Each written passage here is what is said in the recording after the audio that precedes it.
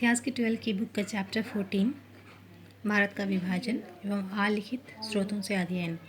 इस चैप्टर में हम बेसिकली भारतीय विभाजन को देखेंगे, भारतीय विभाजन के कारणों को जानने का प्रयास करेंगे और उसके प्रभाव और परिणाम की भी बात करेंगे।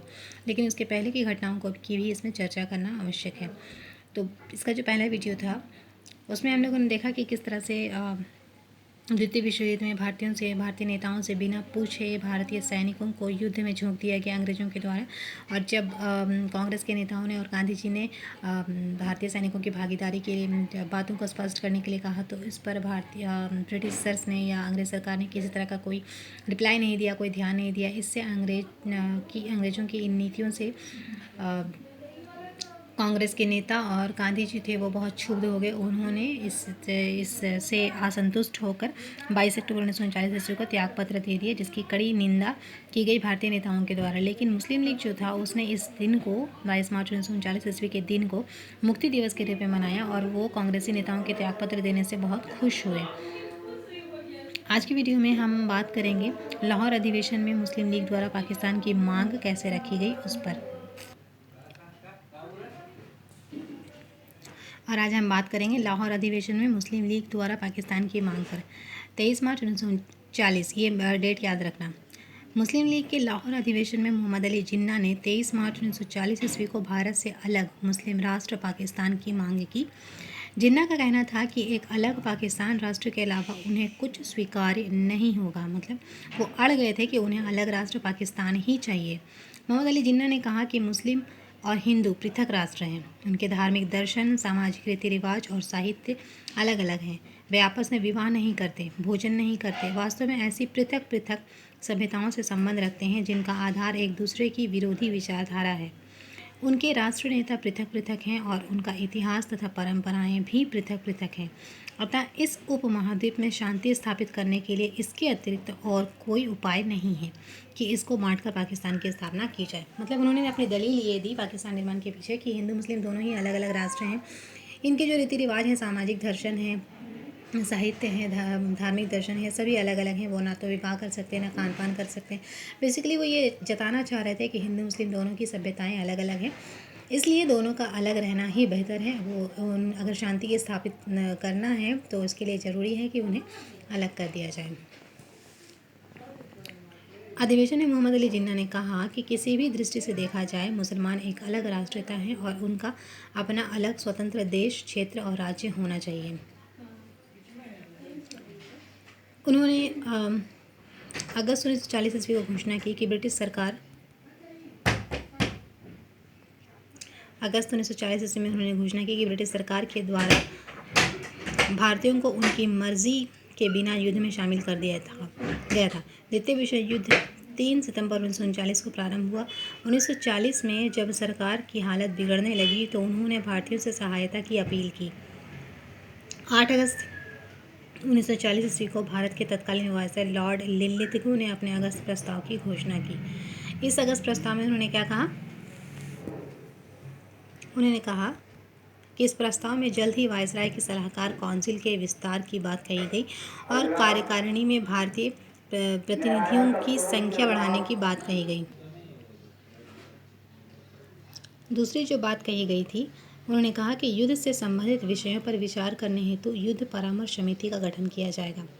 तीसरी बात उन्होंने कही कि अल्पसंख्यकों को भरोसे में लिया जाएगा। चौथी बात उन्होंने कही कि युद्ध समाप्ति पर विभिन्न भारतीय दलों के प्रतिनिधियों की एक सभा बुलाई जाएगी और उनके साथ संवैधानिक विकास पर विचार विमर्श किया जाएगा। तो ये था अगस्त प्रस्ताव। यहाँ से भी शॉर्ट नोट लिखने आता है कि अगस्त प्रस्ताव पर टिप्पणी लिखें। तो आपको बताना है कि 8 अगस्त 1940 ईस्वी को वायसराय लॉर्ड लिनलिथगो ने जो प्रस्ताव पारित किया था युद्ध से संबंधित बातों को लेकर, उसे अगस्त प्रस्ताव कहा जाता है और उसमें ये बातों की चर्चा की गई थी। अब देखें इस घोषणा से क्या हुआ। इस घोषणा को कांग्रेस ने स्वीकार नहीं किया क्योंकि उपयुक्त सभी प्रस्ताव युद्ध समाप्ति के बाद पूरा करने के लिए लिया गया था। भारतीयों को सरकार की नीतियों पर विश्वास न रहा। भारतीयों व सरकार के मध्य एक अविश्वास रूपी दीवार थी जिसे हटाया नहीं जा सका। इसके पहले भी कई बार ऐसा हो चुका था कि सरकार जो है वो कुछ बातें करती थी और जब भी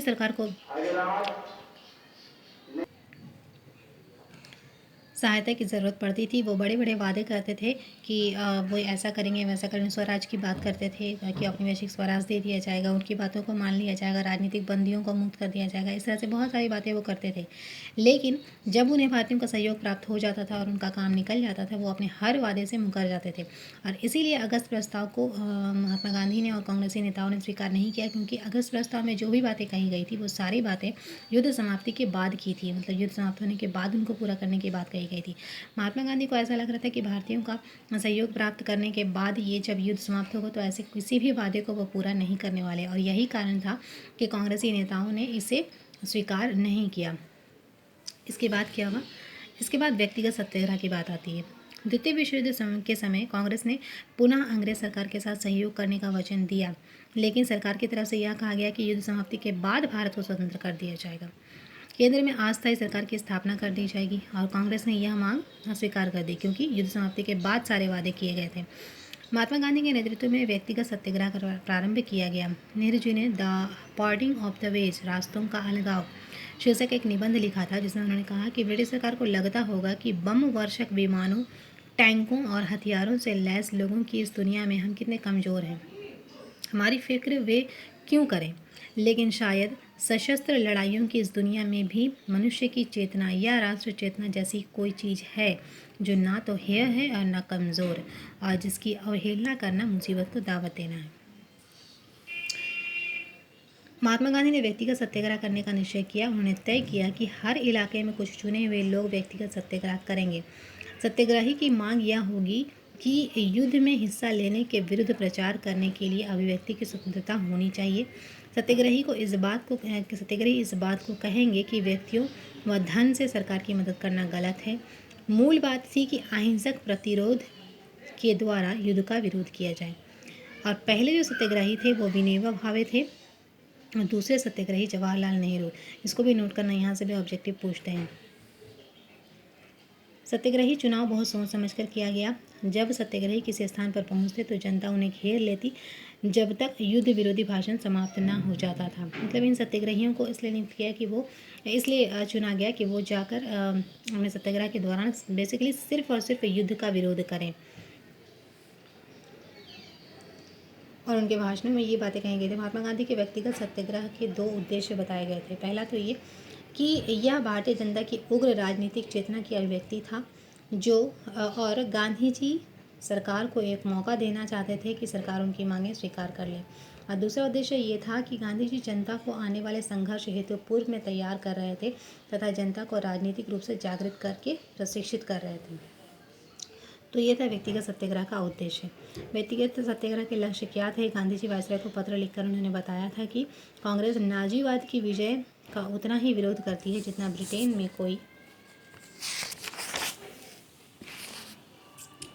में कोई नागरिक कर सकता है, लेकिन उनके उद्देश्यों का दायरा इतना बड़ा नहीं है कि युद्ध में हिस्सा भी ले। और चूंकि आपने तथा भारतीय मामलों से संबंधित विदेश मंत्री ने यह घोषित कर रखा है कि समूचा भारत स्वेच्छा से युद्ध में सहायता कर रहा है, यह साफ कहना जरूरी हो जाता है कि भारतीयों को वस्तुतः युद्ध में कोई दिलचस्पी नहीं है। उनके लिए नाजीवाद और भारत पर शासन करने वाली दोहरी तानाशाही में कोई फ़र्क नहीं है। बेसिकली महात्मा गांधी ये कहना चाहते थे कि भारत में जिस तरह से अंग्रेजों का शासन है वो शासन, और हिटलर का जो जर्मनी में शासन है, नाजीवाद का शासन, दोनों में उन्हें कोई खास अंतर नहीं दिख रहा था, क्योंकि नाजीवाद एक तानाशाही शासन था और ब्रिटेन जिस तरह से भारत पर शासन कर रहा था वो भी एक तानाशाही शासन ही था, क्योंकि बिना यहाँ के नेताओं से बातचीत किए वो यहाँ के सैनिकों को युद्ध में उनकी मर्जी के खिलाफ झोंक दे रहे हैं और ये कह रहे हैं कि युद्ध में भारत स्वेच्छा से शामिल हुआ है। तो ये एक तरह से तानाशाही शासन ही है। इसीलिए उन्होंने कहा कि जितना हम नाजीवाद का विरोध करते हैं उतना ही हम भारत में जिस तरह से उनका शासन है उसका भी उतना ही विरोध हम करते हैं। अब हर जगह सत्याग्रही जो हैं वो सत्याग्रह करने लगे, व्यक्तिगत सत्याग्रह होने लगा, तो सरकार ने भी अपना दमन चक्र चलाया और वायसराय ने कार्यकारिणी काउंसिल को बढ़ाकर 5 भारतीयों को उसमें नियुक्त कर दिया। परंतु कांग्रेस सरकार की नीति समझ चुकी थी और सरकार ने सत्याग्रहियों को भी रिहा कर दिया था। जापान भी युद्ध में शामिल हो गया था। भारत पर भी युद्ध की स्थिति सामने आ रही थी। अंततः 23 दिसंबर 1941 ईस्वी को व्यक्तिगत सत्याग्रह की समाप्ति का निश्चय कर लिया गया। मतलब अब तो खतरा भारत पर भी मंडराने लगा था क्योंकि भारत जो है ब्रिटेन की तरफ से लड़ रहा था, इसलिए जितने भी देश जो हैं वो ब्रिटेन के खिलाफ थे, जो वो अब भारत के खिलाफ भी हो गए थे, इसलिए भारत पर भी खतरा अब मंडराने लगा था। तो इस तरह से स्थिति को समझते हुए फिर 23 दिसंबर 1941 ईस्वी को व्यक्तिगत सत्याग्रह जो है वो समाप्त कर दिया गया। इसके बाद भारत की स्थिति का जायजा लेने के लिए क्रिप्स मिशन भारत आता है। फिर वो क्या सर्वे करता है, उसकी क्या रिपोर्ट आती है, अब वो सब हम नेक्स्ट वीडियो में देखेंगे। आज का वीडियो हम लोग यहीं पे एंड करते हैं। Thank you.